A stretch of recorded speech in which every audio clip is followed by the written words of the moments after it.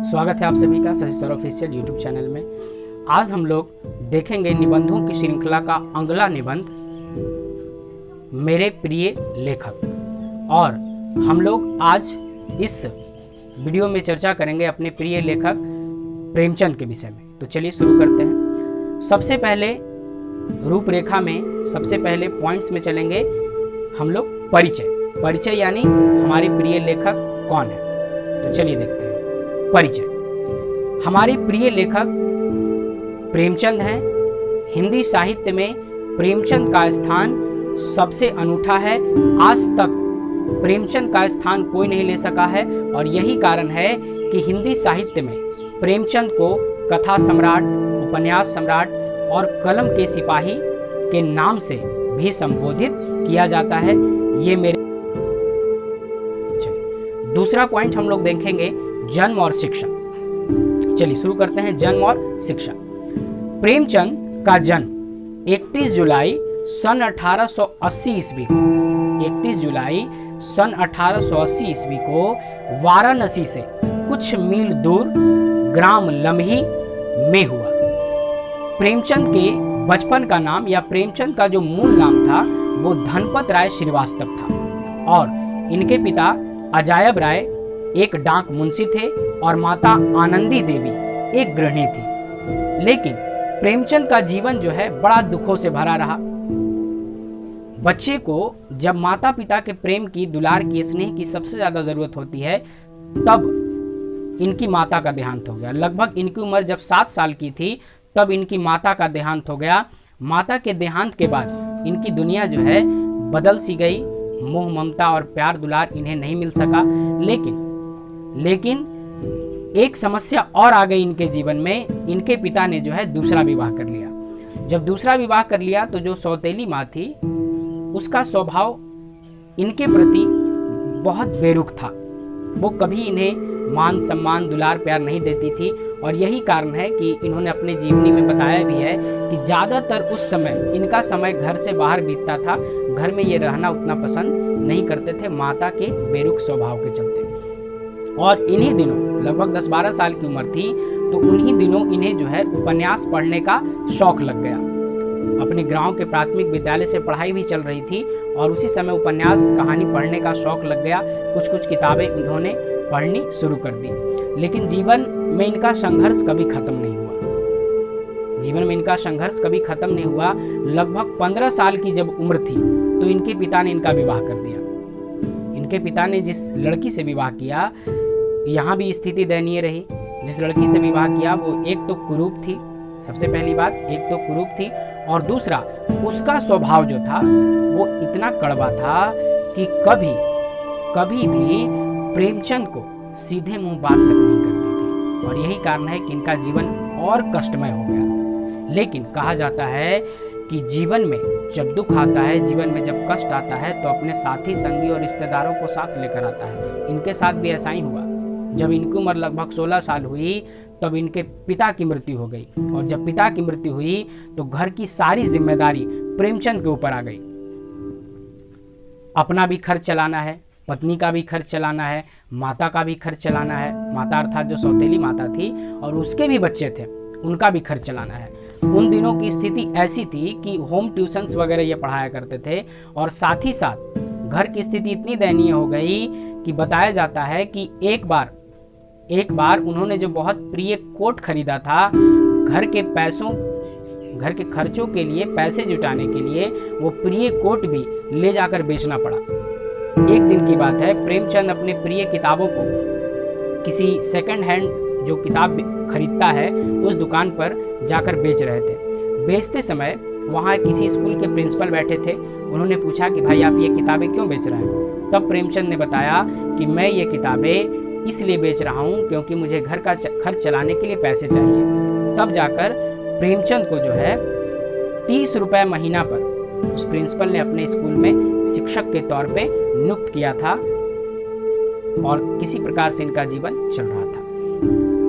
Matric की परीक्षा जो है जैसे तैसे, एक बार में तो नहीं, कई बार ये फेल हुए और जैसे तैसे करके मैट्रिक की परीक्षा पास की। आगे चलकर जहां गणित का विषय नहीं हुआ जहां ये निकलते चले गए और जहां गणित की बारी आई वहां ये विफल होते चले गए। ठीक है, ये था इनका जन्म और ये थी इनकी शिक्षा। बहुत ज़्यादा पढ़े लिखे नहीं थे, लेकिन साहित्य सृजन में, साहित्य रचना में बहुत महान थे। और आगे चलकर इनकी जो पहली पत्नी थी, उन्होंने इनका साथ छोड़ दिया, छोड़कर चली गई। और उनके चले जाने के बाद इन्होंने दुनिया और समाज को संदेश देने के लिए शिवरानी देवी नामक एक विधवा से विवाह किया। और वो जो शिवरानी देवी थी, इनकी आदर्श जीवन संगनी थी। जब भी असहयोग आंदोलन हुआ, वहां जेल जाने की बारी आई, शिवरानी देवी भी जेल गई। पग पग पर अगर किसी ने इनका साथ दिया तो ये थी उनकी दूसरी पत्नी। चलिए नेक्स्ट हम लोग पॉइंट देखते हैं, साहित्य सृजन। प्रेमचंद का रचना साहित्य जो है बहुत बड़ा है, लेकिन अगर सृजन की शुरुआत की बात करें तो प्रेमचंद की जो पहली कहानी थी, प्रेमचंद का जो पहला संग्रह था वो था सोज़े वतन। 5 कहानियां थी इसमें और इसकी भाषा थी उर्दू। मूल रूप से ये जो शुरुआती पढ़ाई किए थे वो फारसी में किए थे, इसलिए इनका जो पहला कहानी संग्रह था सोज़े वतन, वतन का हाल, ठीक है, वो था 5 उर्दू कहानियों का संग्रह। लेकिन ये 5 कहानियां जो है देश प्रेम की भावना से ओतप्रोत थी। यही कारण है कि अंग्रेजों ने छपाई के बाद इसकी जो भी प्रतियां थी उसको अपने कब्जे में ले लिया, उसको जलाकर नष्ट कर दिया। आज एक भी सोज़े वतन की प्रति बची नहीं है। लेकिन प्रेमचंद ने हार नहीं माना, आगे चलकर ये नाम बदल कर लिखने लगे। जैसे पता नहीं, इनका मूल नाम था धनपत राय श्रीवास्तव, लेकिन जमाना पत्रिका एक छपती थी, उसमें ये लिखा करते थे नवाब राय के नाम से। आगे चलकर ये प्रेमचंद के नाम से भी प्रसिद्ध हुए। इन्होंने कई उपन्यास, कई रचनाएं की। अब देखते हैं इनका देश प्रेम। देश प्रेम की जहां तक बात आती है तो प्रेमचंद एक ऐसे साहित्यकार थे जिन्होंने देश प्रेम के चलते अपना पूरा साहित्य रचना किया और देश प्रेम से ही प्रेरित होकर इन्होंने क्या किया, सरकारी नौकरी तक छोड़ दी। देश प्रेम से प्रेरित होकर सरकारी नौकरी तक छोड़ दी, लगातार रचनाएं करते रहे, प्रतियां जब्त होती रहीं, टैक्स बढ़ता चला गया, लेकिन इसके बावजूद देश प्रेम के प्रति कभी लिखना इन्होंने नहीं छोड़ा। इन्होंने खुद एक प्रेस भी चलाया था जिसका नाम था सरस्वती प्रेस। हमेशा ये घाटे में चलती रही, क्योंकि कभी किसी कहानी की प्रति को जब्त कर लिया जाता था, कभी सील कर दिया जाता था, कभी जुर्माना लगाया जाता था, लेकिन प्रेमचंद ने कभी भी रुकने का नाम नहीं लिया।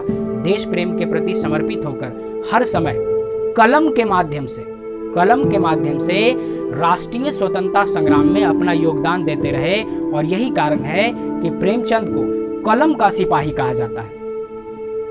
प्रेमचंद को क्या कहा जाता है? कलम का सिपाही। क्यों कहा जाता है? क्योंकि इन्होंने भारतीय स्वतंत्रता संग्राम में ज्यादातर अपना योगदान किसके माध्यम से दिया? कलम के माध्यम से दिया, अपने लेखनी के माध्यम से दिया। लेकिन ये जेल भी गए, बताई थोड़ा देर पहले आपको कि अपनी पत्नी के साथ भी इन्हें जेल जाना पड़ा राष्ट्रीय स्वतंत्रता संग्राम में शामिल होने के लिए। ये था उनका देश प्रेम। अब देखते हैं उनकी कालजयी रचनाएं, ऐसी रचनाएं जो काल पर विजय प्राप्त हैं, उस समय भी उतनी ही प्रासंगिक थी जितनी आज है। रचनाओं की अगर बात करें तो इनका सबसे प्रसिद्ध अगर रचना है तो वो है गोदान, गबन, प्रेमाश्रम, कर्मभूमि। इसके अलावा प्रेमचंद की जो कहानियां हैं वो मानसरोवर नामक पुस्तक के 8 खंडों में संकलित हैं। लगभग 300 के आसपास इन्होंने कहानियां लिखी और वो सभी कहानियां मानसरोवर नामक पुस्तक के 8 खंडों में प्रकाशित हो चुकी हैं। और इनकी जो भी रचनाएं हैं उन पर कई फिल्में बन चुकी हैं, चाहे वो शतरंज का खिलाड़ी हो। गोदान की हम बात करें तो गोदान पर एक बहुत लंबा सीरियल बन चुका है। इसके अलावा इनकी जो छोटी छोटी कहानियां हैं, पूस की रात हो, 2 बैलों की कथा हो, बड़े घर की बेटी हो, निश्चित तौर पर ये सब कहानियां समाज के यथार्थ पर आधारित है। अगर आप इन कहानियों को पढ़ेंगे तो निश्चित तौर पर आपको ऐसा महसूस होगा कि ये कहानियां हमारे आसपास हमारे आम जीवन में, हमारे जन जीवन में निश्चित तौर पर क्या हो रही हैं, घटित हो रही हैं। हमारे आसपास जो कुछ घटित हो रहा है बहुत ज़्यादा कुछ प्रेमचंद ने अपनी रचनाओं में उन सब का ही जिक्र किया है। तो इस हिसाब से इनकी जो रचनाएं हैं कालजयी हैं, इनकी जो रचनाएं हैं आज भी उतनी ही प्रासंगिक है जितनी कल थी, और ये हमारे समाज, हमारे आम जीवन से जुड़ी हुई कहानियां हैं, चाहे इसके घटनाएं हों, चाहे इनका पात्र हो। और सरकारों की अगर हम बात करें तो शायद ही ऐसा कोई राज्य है जिस राज्य के किसी भी क्लास का किताब में इनकी कहानी न पढ़ी जाती हो। इतने प्रसिद्ध लेखक हैं, इतने महान लेखक हैं कि कोई ना कोई कहानी हर बोर्ड में, हर राज्य में जो बोर्ड्स चलते हैं, चाहे राज्य बोर्ड हो या फिर केंद्रीय बोर्ड हो, इनकी कहानी जरूर किताबों में शामिल की जाती है और बड़े चाव से लोग पढ़ते हैं। चलिए अब मृत्यु की बात करते हैं। अगर हम मृत्यु की बात करें तो 1936 ईस्वी में इनकी मृत्यु हो गई। और अगर हम बात करें परिस्थितियों की तो इनकी परिस्थिति सामान्य नहीं थी। कुछ लोग बताते हैं कि मरते समय इन्हें खून की उल्टियां हुआ करती थी। डॉक्टरों का ये अनुमान है, कुछ का अनुमान है कि उन्हें टीबी की बीमारी थी, कुछ का अनुमान है कि लीवर में इन्फेक्शन था जिसके कारण खून की उल्टियां होती थी। लेकिन एक बात दृष्टव्य है, एक बात ध्यान देने लायक है, इतना कष्ट सहने के बावजूद प्रेमचंद ने लिखना नहीं छोड़ा। जीवन के अंतिम दिनों में जब उन्हें तबीयत खराब थी, उनकी तबीयत खराब थी, इसके बावजूद रात भर वो कहानियां लिखा करते थे, लेकिन उनकी एक इच्छा पूरी नहीं हो सकी। उनका एक उपन्यास था, नाम है मंगलसूत्र। जीवन के अंतिम क्षणों तक वो लिखते रहे, लेकिन मंगलसूत्र नामक उनका उपन्यास जो है अधूरा रह गया। मंगलसूत्र नामक उपन्यास को वो पूरा नहीं कर सके। लेकिन आज मंगलसूत्र हो, गोदान हो, गबन हो या फिर मानसरोवर के 8 खंडों की जो कहानियां हैं वो हैं। इन सब को पढ़कर, इन सब को छोड़ने के बाद प्रेमचंद इस संसार के लिए अमर हो गए, हिंदी साहित्य के लिए अमर हो गए। जब तक हिंदी साहित्य रहेगा मुझे लगता है तब तक प्रेमचंद को उसी सम्मान से, उसी भाव से याद किया जाता रहेगा जैसा आज याद किया जाता है। तो इस तरह से हम लोगों ने देखा कालजयी, उपन्यासकार, कहानीकार और कलम के सिपाही प्रेमचंद का जीवन परिचय। तो इसका अगर आप PDF प्राप्त करना चाहते हैं तो Shashi sir official Telegram channel को आप ज्वाइन कर लें, वहाँ अगले दिन इसका PDF आपको उपलब्ध हो जाएगा। अगर आप चैनल पर नए हैं तो प्लीज़ चैनल को सब्सक्राइब ज़रूर कर लें। अगर वीडियो अच्छा लगा हो तो प्लीज़ लाइक, कमेंट, शेयर ज़रूर करें। मिलते हैं अगले क्लास में, मिलते हैं अगले वीडियो में। तब तक के लिए सबको जय हिंद।